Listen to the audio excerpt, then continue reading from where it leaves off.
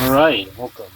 So I'm just frying up some mushrooms here. One of the nice things about everybody working from home is that you can actually cook some of your own things rather than having to go to a restaurant. Although I like to go to a restaurant occasionally as well. Of course, you're forced to do the takeout, but nice to just be able to cook at home.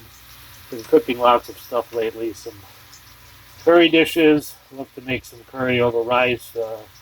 This time I'm just making the mushrooms by themselves just to go with my dinner. Lots of things going on in the news. Just watched President Trump talking about when the country will reopen itself. Of course, there's a great debate right now.